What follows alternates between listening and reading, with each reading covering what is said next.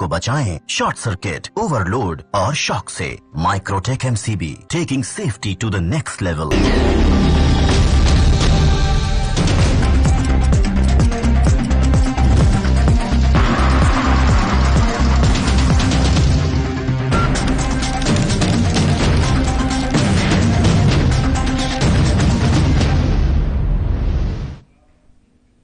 नमस्कार, आप देख रहे हैं साधना प्लस न्यूज। आप सभी का स्वागत है। खबरें राजस्थान में आपके साथ मैं अंजलि झा। खबरों की ओर रुख करेंगे, लेकिन उससे पहले नजर डालते हैं हेडलाइंस पर। राजस्व अधिकारियों के साथ कलेक्टर की बैठक, प्रकरणों का समय सीमा में निस्तारण करे सुनिश्चित। कई अहम मुद्दों पर हुई चर्चा।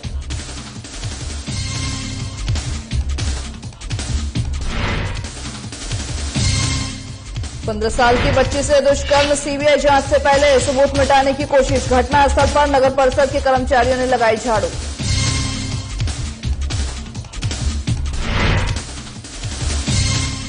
पीड़ित को न्याय नहीं मिलने के विरोध में अलवर बंद, व्यापारिक संगठनों ने बंदी का किया समर्थन। दुष्कर्म मामले की सीबीआई जांच की मांग।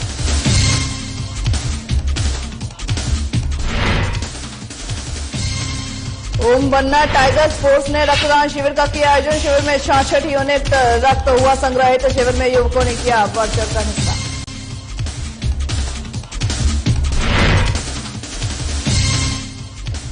चोरों ने तोड़ा मंदिर का ताला। राम जानकी धाम से चुराया दान पात्र। मामले की जानकारी मिली तो जुटी पुलिस।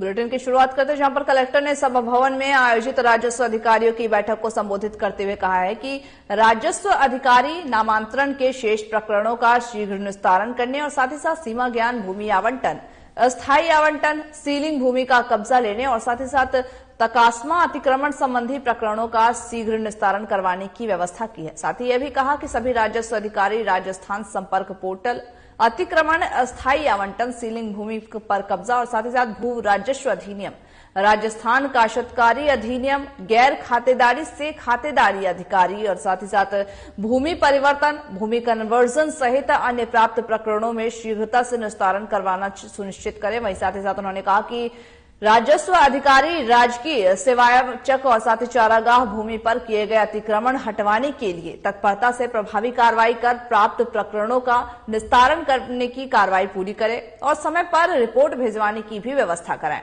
और उन्होंने समस्त राजस्व अधिकारियों से भी कहा कि संबंधित कोर्ट में दर्ज प्रकरणों की संपूर्ण जानकारी के साथ ही साथ अधिवक्ता के साथ समन्वय स्थापित कर पैरवी कराएं और समस्त प्रकरणों का शीघ्रता से निस्तारण करवाते हुए उनको ऑनलाइन भी करवाएं।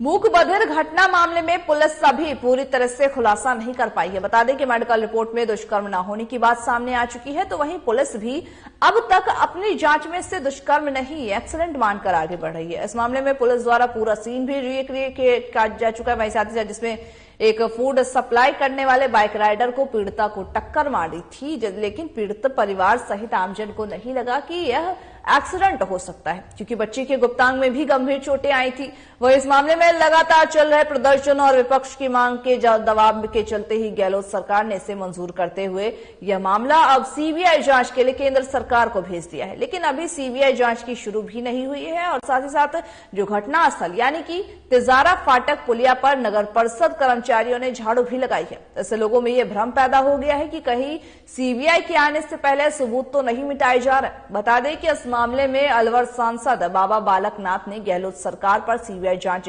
शुरू होने से पहले ही सबूतों को नष्ट करने का भी आरोप लगाया है।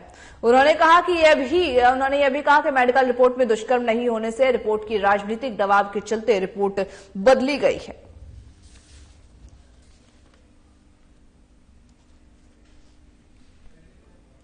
जहां पर अलवर मामला दिन प्रतिदिन तूल पकड़ता नजर आ रहा है। अलवर मामले में अब एक नया रुख अपना लिया है, जहां पर सीबीआई जांच की लगातार मांग की जा रही है। लेकिन सीबीआई जांच जब से शुरू होगी उससे पहले ही ये सबूतों को मिटाने का एक प्रकरण सामने आया है, जहां पर नगर निगम के जो कर्मचारी हैं वो झाड़ू मारते हुए नजर आए। हालांकि जो एरिया होता है उसको उस पर कुछ किसी भी तरह की किसी को आने जाने की इजाजत नहीं। ऐसे में ये बड़ा सवाल है कि पुलिस आखिर नगर निगम के जो लोग हैं, नगर निगम के लोगों को इस बात की इजाजत पुलिस ने कैसे दी कि वो जाकर के वहां पर झाड़ू लगाएं?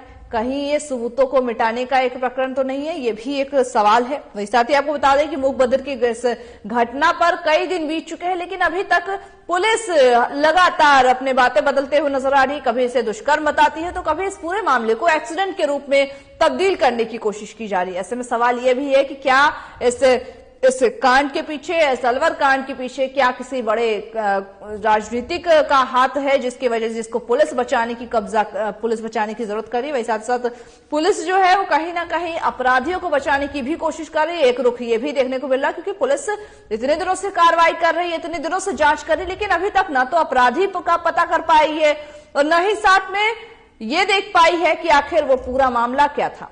पुलिस पूरे मामले को एक्सीडेंट के तौर पर अब मोड़ने लगी है।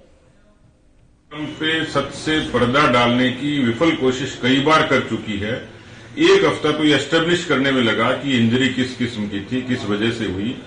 पुलिस को केवल ये एस्टेब्लिश करने में एक हफ्ता लगा तो ये सवाल खड़ा होता है। दूसरा, जिस तरीके से शिथिलता बरती और जो पुलिस ने और सरकार ने जो यू टर्न लिया वो आश्चर्यजनक है कि उन्हीं की सरकार के नुमाइंदे 3.5 लाख रुपए रेप के मुआवजे के देने जाते हैं।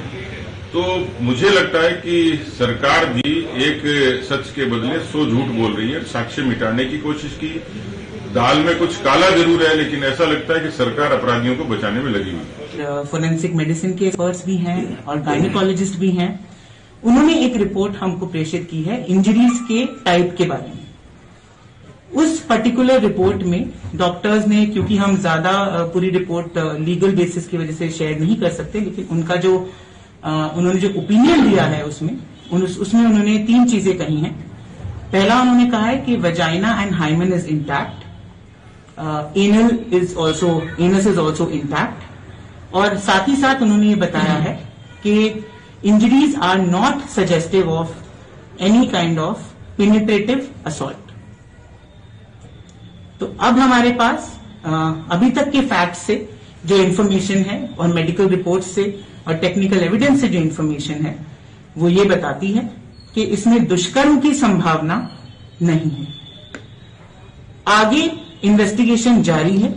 किसी भी तरीके की आगे और जो हमारे पास एविडेंसेस आएंगे उस बेसिस पे हम आगे अभी भी अनुसंधान कर रहे हैं, और जैसे एविडेंस हमारे पास आएंगे, कोरोबोरेटिव एविडेंस या कोई नए तथ्य भी सामने आते हैं, तो उस हिसाब से हम नतीजे पर पहुंचेंगे।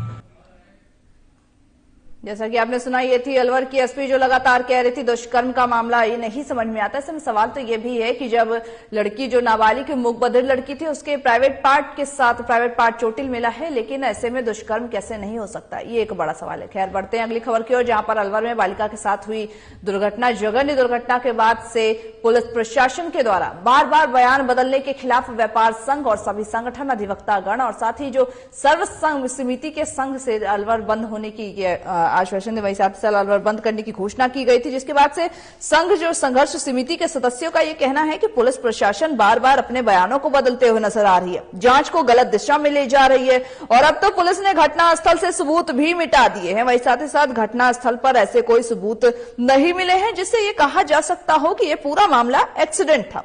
साथ ही यह भी कहा कि पुलिस प्रशासन के द्वारा जनता को गुमराह किया जा रहा है, जनता को धोखे में रखा जा रहा है, और साथ ही उन्होंने इसकी सीबीआई से जांच की मांग की है जिससे कि आरोपियों को सजा दिलाया जा सके।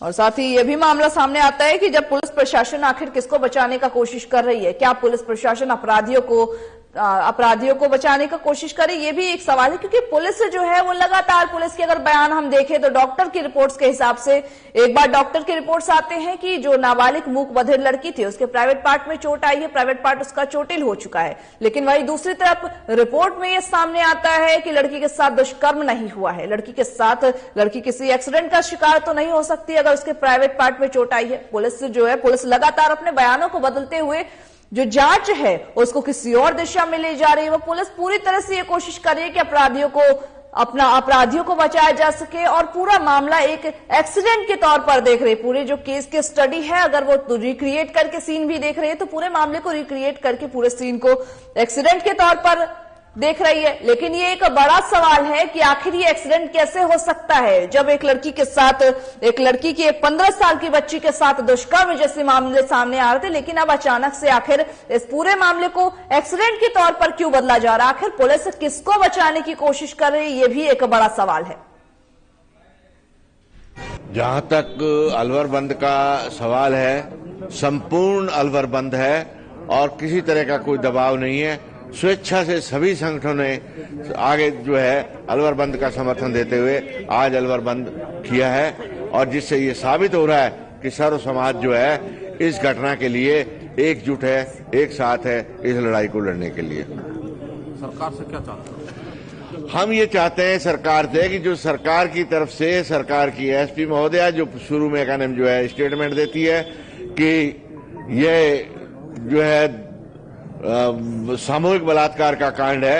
मेडिकल एविडेंस आज भी पत्रावली पर इस बात की है कि सामूहिक बलात्कार है और मेडिकल एविडेंस में आज तक भी कहने पुलिस इस बात को प्राप्त नहीं कर पाई कि कहने जो है ये बलात्कार नहीं है। आज तक भी पुलिस के पास इस तरह का कोई डॉक्यूमेंट नहीं है और पुलिस इसको 4 दिन के बाद यू टर्न देकर एक्सीडेंट का रूप देने का काम करती है, स्टेटमेंट देती है। इस पर हमारा सिख समाज का जो है प्रतिनिधि मंडल जो है उससे मिलता है और उसको सारी स्थिति मेडिकल जूरिस्प्रूडेंस की और सारी स्थिति बताने के बाद उसने इस बात को स्वीकार किया कि मैंने प्रेस में ऐसा कोई स्टेटमेंट दिया ही नहीं कि कहने जो है ये गैंग रेप नहीं है।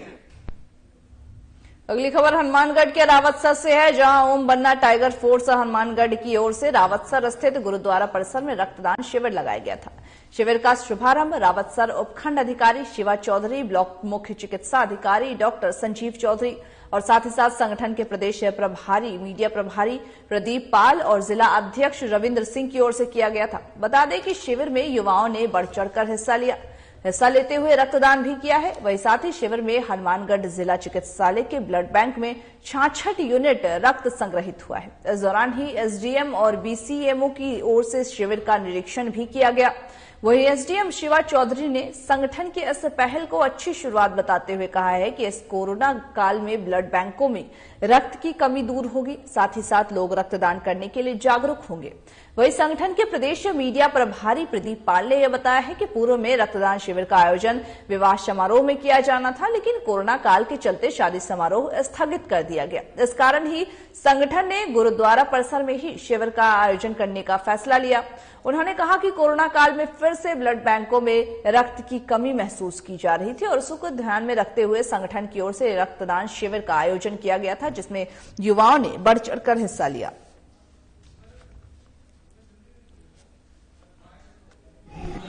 श्री ओम बन्ना टाइगर फोर्स लगातार सामाजिक कार्यों में बढ़ चढ़कर भाग ले रहा है, जिसके तहत आज रावतसर में इस रक्तदान कैंप का आयोजन किया गया है। कोविड के मद्देनजर हॉस्पिटल में जिस तरह रक्तदान की आवश्यकता उसी को देखते हुए यहाँ पर इस तरह का आयोजन किया गया है। टाइगर फोर्स लगातार गो सेवा के अंदर, धार्मिक कार्यों के अंदर, सामाजिक कार्यों के अंदर और निधन कन्याओं के शादी के अंदर जरूरतमंद सामान देता आ रहा है और आगे भी देता रहेगा।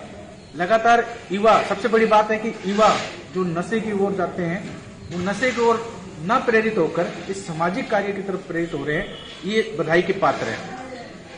श्री ओम बन्ना टाइगर फोर्स द्वारा आज जो है वो रावतसर में रक्तदान शिविर का आयोजन किया जा रहा है, तो इसका अभी हमने जो है वो निरीक्षण किया। बीसीएमओ साहब डॉक्टर संजीव जी चौधरी भी मेरे साथ हैं और जैसा कि संस्था ने बताया कि इस रक्तदान शिविर का जो आयोजन है वो एक शादी के अंदर होना था, लेकिन अभी कोरोना के प्रकोप को देखते हुए जो है शादी को स्थगित कर दिया गया।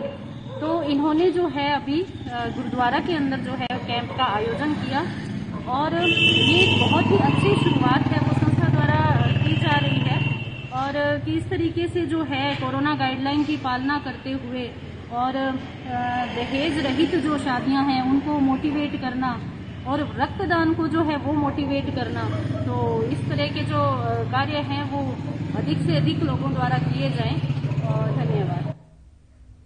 तकनीकी शिक्षा और आयुर्वेद राज्य मंत्री डॉक्टर सुभाष गर्ग ने पैदल चल करके नगर निगम द्वारा सुजान गंगा से किए जा रहे सौंदर्यीकरण का अवलोकन किया है। इस दौरान ही इनके साथ जिला कलेक्टर आलोक रंजन, नगर निगम के मेयर अभिजीत कुमार सहित वरिष्ठ अधिकारी भी इसमें मौजूद रहे। बता दें कि डॉक्टर गर्ग ने गांधी पार्क पर नगर निगम के द्वारा बनाई जा रही चौपाटी और साथ ही सुजान गंगा नहर के साथ विकसित किए जा रहे, वहीं साथ ही उन्होंने निर्देश दिया कि सुजान गंगा की दीवार के साथ जाली को इस तरह से लगाया जाए कि इससे प्राकृतिक सौंदर्यता पे कोई भी विपरीत प्रभाव न पड़े। उन्होंने नगर निगम के द्वारा सुजान गंगा के चारों ओर लगाई जा रही डेकोरेटिव लाइट्स के संबंध में भी निर्देश दिए हैं कि इन लाइट्स को ऊंचा किया जाए ताकि इनकी बेहतर सुरक्षा हो सके। साथ ही साथ सुजान गंगा नहर के किनारे सूखे पड़े हुए कुओं को नगर निगम द्वारा बंद करने के निर्देश देते हुए कहा गया कि सुजान गंगा की जो टूटी पड़ी चारदीवारी की भी मरम्मत कराई जाए। होंगे। देखिए, आज इसके इस दौरे का जो मकसद है, अभी जो हमारे जिला कलेक्टर में होके आए हैं आलोक रंजन जी, उनके साथ विशेष रूप से जो हमारे काम ऑलरेडी चल रहे हैं उनका इंस्पेक्शन का काम है, कहाँ और क्या काम हो सकता है सौंदर्यीकरण के पॉइंट ऑफ व्यू से वो देखना।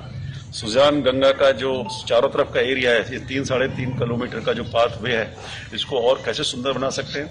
जो कचरा जो हॉस्पिटल के द्वारा जो फेंका जा रहा है उसका कैसे निस्तारण किया जाए। अभी हम फुलवारी में खड़े हुए हैं, फुलवारी को देख करके यहाँ ओपन जिम की बात की गई है, थोड़ा एक यहाँ और एक शेड डेवलप हो जाए। कई बार बरसात आती है, आदमी घूमते हैं, बुजुर्ग लोग आते हैं, तो उनको एक शेड मिल जाए। तो इन कामों को लेकर के जो विकास के कार्यक्रम नगर निगम यूआईटी के माध्यम से चल रहे हैं, उनका एक अवलोकन करना और अवलोकन करके क्या और उसमें सुधार किए जा सकते हैं, क्या और नए विकास के कार्यक्रम सौंदर्यीकरण का काम किया जा सकते हैं, जिससे कि भरतपुर शहर को हम संभागीय मुख्यालय के पॉइंट ऑफ व्यू से अच्छा विकसित कर सकें। जिला कलेक्टर राजन विशाल ने शहर के अजमेरी गेट, किशन पोल, छोटी चौपड़, बड़ी चौपड़, रामगंज चौपड़ और साथ ही साथ जौहरी बाजार क्षेत्रों का भी दौरा किया है। इस दौरान कलेक्टर ने जगह जगह लोगों से बातचीत की है, लोगों को कोरोना वैक्सीनेशन और मास्क लगाने के लिए प्रेरित किया है। बता दें कि जिला कलेक्टर ने बनी पार्क स्थित राजकीय चिकित्सालय में चल रहे वैक्सीनेशन केंद्र का भी निरीक्षण किया है। वहीं कलेक्टर ने चिकित्सा कर्मियों और वैक्सीनेशन लगा रहे लोगों से वैक्सीनेशन के बारे में चर्चा की है। इस दौरान मुख्य चिकित्सा अधिकारी डॉक्टर नरोत्तम शर्मा ने जिला कलेक्टर को जिले में हो रही वैक्सीनेशन के बारे में विस्तार से जानकारी भी दी है।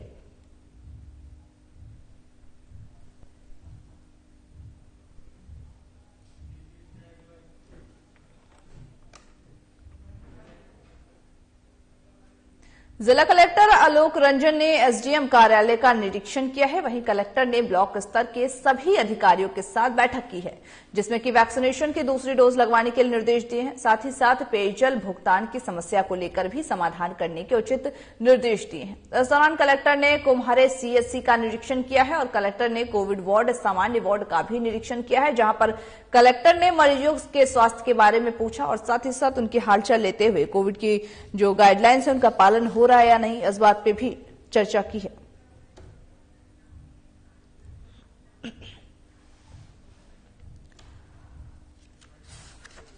एसडीएम साहब कार्यालय का थोड़ा निरीक्षण किया और साथ ही जो ब्लॉक लेवल अधिकारी है उन सबसे वार्ता करी। विशेष रूप से जो वैक्सीनेशन है उस पर थोड़ा जोर रहेगा, क्योंकि वैक्सीनेशन के लिए माननीय मुख्यमंत्री महोदय ने निर्देश दिए थे कि इसको खत्म करना है।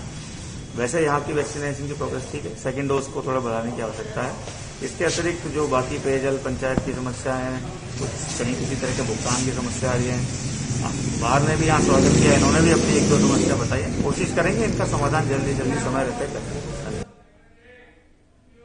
दौसा जिले के सिकराय तहसील अंतर्गत गावड़ी ग्राम के ग्रामीण शुक्रवार को जिला कलेक्ट्रेट पहुंचे हैं, जहां पर पीड़ित पक्ष का कब्जा होने के बावजूद अन्य पक्ष को आवंटित करने पर आक्रोशित होकर के कलेक्ट्रेट के बाहर प्रदर्शन कर विरोध जताया है। इस दौरान ही ग्रामीणों ने सिकराय उपखंड अधिकारी पर स्थानीय पटवारी के ऊपर उक्त भूमि का नामांतरण खोलने का दबाव बनाए जाने का आरोप लगाया। वहीं साथ ही ग्रामीणों ने जिला कलेक्टर से उक्त भूमि का नामांतरण न खोलने के लिए ज्ञापन भी दिया है, जिस पर कलेक्टर ने ग्रामीणों से कार्रवाई का आश्वासन भी देकर के उनको शांत कराया है।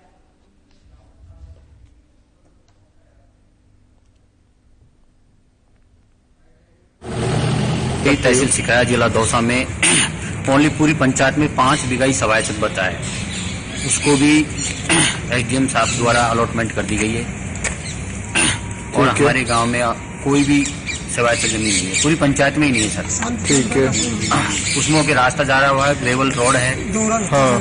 2 रास्ते जा रहे हुए हैं। हाँ। जो अलॉट की है उस जमीनों पे भी दूसरे आदमियों को कब्जा है, लेकिन उनको अलॉटमेंट न करके एक ही आदमी का अलॉटमेंट कर दी गई है। ठीक है, तो आपने इस पे आपत्ति जताई थी?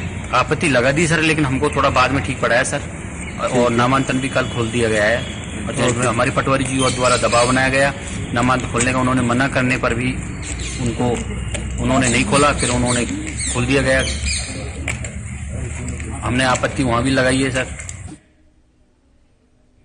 खबर हनुमानगढ़ के नोहर से है, जहां क्षेत्र के गांव में दशकों से चली आ रही पेयजल की समस्या का अब स्थानीय समाधान होगा। बता दें कि विधायक अमित चाचड़ ने बताया है कि क्षेत्र में चक, सरदारपुरा, ढाणी और चरनान चक, राजसर और साथ ही मेघ सिंहपुरा में घर घर पेयजल कनेक्शन योजना के तहत 3,81,48,000 रुपए की स्वीकृति जारी की है, जो गांवों में पेयजल समस्या के अस्थायी समाधान के लिए मिले हुए विधायक अमित चाचड़ प्रयासरत हैं। आपको बताते चले कि ग्रामीणों ने पेयजल की समस्या के बारे में विधायक को अवगत कराया था, जिसके बाद विधायक ने प्रशासनिक अधिकारियों से इस संबंध में संपूर्ण प्रस्ताव बना करके राज्य सरकार को भेजने के निर्देश दिए थे, जिसके उपरांत ही उक्त राशि की स्वीकृति की गई है। बता दें कि राशि जारी होने की जानकारी मिलते ही ग्रामीणों में खुशी व्यक्त की है और अब विधायक का आभार भी जताया है।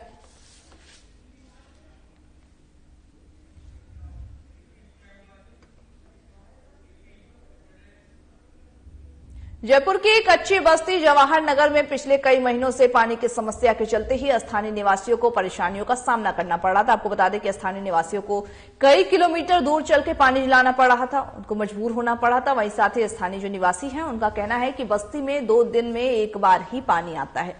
बता दें कि पानी की समस्या के चलते ही ग्रामीणों ने कई बार अधिकारियों से लेकर के पार्षद और मंत्रियों को भी इसको लेकर के शिकायत की थी, लेकिन आज तक इस पर कोई भी सुनवाई नहीं हुई है, जिसको लेकर के ग्रामीणों में काफी रोष भी था।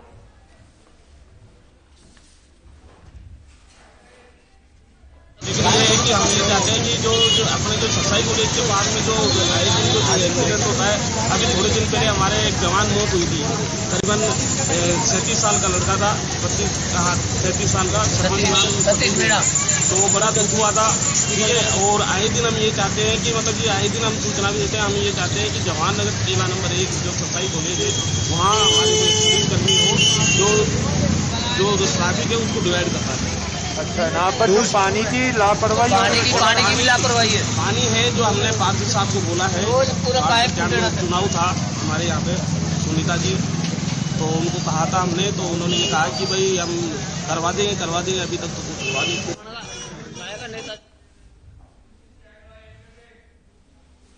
राजस्थान में बर्ड फ्लू का लगातार जो खतरा है वो चिंताजनक होता जा रहा है, लगातार बढ़ता जा रहा है। कई जिलों में पक्षियों की मौत के बाद अब इस बीमारी ने जयपुर चिड़ियाघर तक ये बीमारी पहुंच जाने की आशंका जताई जा रही है। बता दें कि जयपुर के जो चिड़ियाघर है इसमें बचाव के लिए भी व्यापक तैयारियां कर ली गई है। चिड़ियाघर प्रशासन ने फौरन कार्रवाई करते हुए चिड़ियाघर में पर्यटकों के प्रवेश पर पाबंदियां लगा दी है।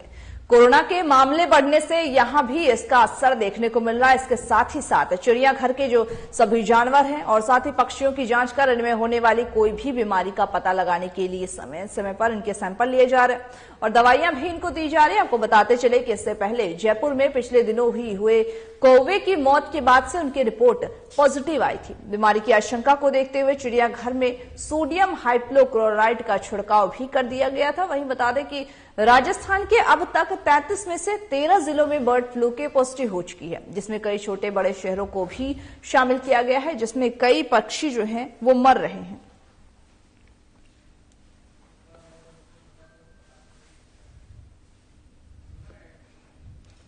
जहां पर पक्षियों में लगातार इस तरह के मामले देखने को मिल रहे थे और बीते दिनों ही कौवे की मौत हो गई, जिसके बाद से इनके सैंपल्स जो है वो जांच के लिए गए थे। और जो बर्ड फ्लू का खतरा है वो जयपुर में लगातार बढ़ता जा रहा है। जयपुर में बढ़ते खतरे को देख करके चिड़ियाघर में अब लोगों के प्रवेश वर्जित कर दिए गए हैं, जिससे जो पक्षी हैं उनको बचाव किया जा सके। वहीं साथ साथ कोरोना भी बढ़ रहा है, ऐसे इसके मद्देनजर ही जो वन विभाग के लोग हैं वो लोग अलर्ट मोड पर आ गए हैं और 13 जिलों में आपको बता दें कि राजस्थान के अब तक 33 में से 13 जिलों में बर्ड फ्लू का खतरा बढ़ गया है, जिसको लेकर के जो वन विभाग के प्रशासन है, चिड़ियाघर प्रशासन है, उन्होंने फौरन कार्रवाई करते हुए इस तरह की कार्रवाई की है। और पक्षी को सभी को सुरक्षित रखने के लिए उनके समय समय पर सैंपल की जांच की जा रही है और साथ ही साथ जो उचित दवाई है वो भी उनको दिए जा रहे हैं ताकि पक्षियों की जो मौतों का आंकड़ा जो बढ़ता जा रहा है उससे बचाव किया जा सके और पक्षी जो कि चिड़ियाघर की खूबसूरती होती है उनको बरकरार रखा जा सके और लोगों के जो आने के लिए लोगों की एक जो आकर्षण का केंद्र बनते हैं वो पक्षी ही बनते हैं चिड़ियाघर में। तो इसको लेकर के पक्षियों और साथ ही जानवरों के बचाव के लिए इन सभी चीजों से जांच रिपोर्ट किए जा रहे हैं। उसके तहत ही लोगों से मामले भी देखे जा रहे हैं। सुबह तो इसके लिए दाल फोड़ना लिया जाता है, चने की दाल और उसका फोड़ना लिया जाता है और उसके बाद में इसको चारा दिया जाता है। तो चारा 500 kg देने का है और इसके बाद में 250 kg गाजर दी जाती है इसके लिए। कब कब दी जाती है? कौन कौन से टाइम बता दे? टाइम सुबह सुबह तो दाल फोड़ना दिया जाता है और सर्दियों के टाइम में और उसके बाद में चारा आ जाता है 8-9 बजे और चारा दिया जाता है 500 kg और 250 kg फिर गाजर दी जाती है दोपहर में और शाम को फिर पशुआहार दिया। दौसा जिले के उपखंड मुख्यालय लालसोट के काली डुगरी बालाजी राम जानकी धाम मंदिर में एक अज्ञात चोरों ने मंदिर के ताले तोड़ करके उससे दान पत्र से चुराने का मामला सामने। आपको बता दें कि जहां पर लालसोट क्षेत्र का प्रसिद्ध मंदिर राम जानकी मंदिर धाम में अज्ञात चोरों द्वारा मंदिर के ताले तोड़े गए और फिर दान पत्र से पैसे जो थे वो चुरा कर ले जाए गए। वहीं क्षेत्र की जनता और जनप्रतिनिधियों में इसको लेकर के रोष व्याप्त है। ग्राम पंचायत सरपंच प्रद्युमन सिंह ने बताया है कि बढ़ती बिजली कटौती चोरों के लिए एक सहायक बनती जा रही है। बिजली कटौती की आड़ में चोर 3 बड़ी घटनाओं को अभी तक अंजाम दे चुके हैं। वहीं उन्होंने यह भी बताया कि क्षेत्र का प्रसिद्ध राम जानकी धाम मंदिर में चोरों ने मंदिर के ताले को तोड़ करके दान पत्र चुरा लिए हैं जिसमें कि तकरीबन 50 से 60 हजार रुपए होना उन्होंने बताया। कि वहीं सरपंच ने यह भी कहा कि अज्ञात चोरों के खिलाफ लालसोट थाने में मामला दर्ज कर उनके खिलाफ कार्रवाई की जाएगी।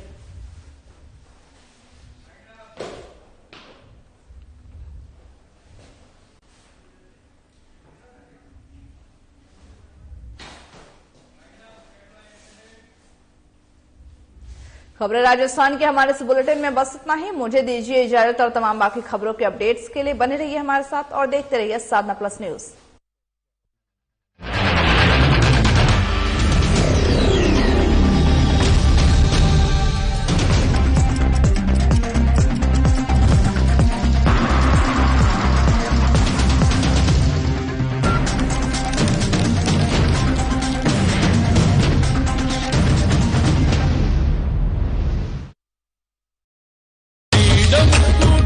निकली सवारी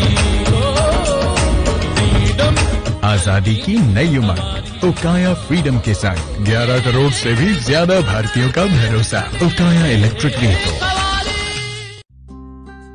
पापा देखो मेरा नया डॉल हाउस, इसमें फ्रिज है, एसी है और वॉशिंग मशीन है। पापा कोई भी एमसीबी लगाने से ऐसा आपके घर के साथ भी हो सकता है, इसीलिए लगाएं सिर्फ माइक्रोटेक एमसीबी और आरसीसीबी जो आपको बचाएं शॉर्ट सर्किट, ओवरलोड और शॉक से। Microtek MCB, taking safety to the next level.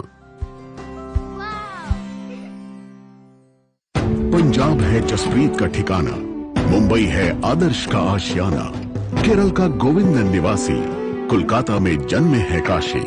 हर हिंदुस्तानी की शान ARB बियरिंग्स।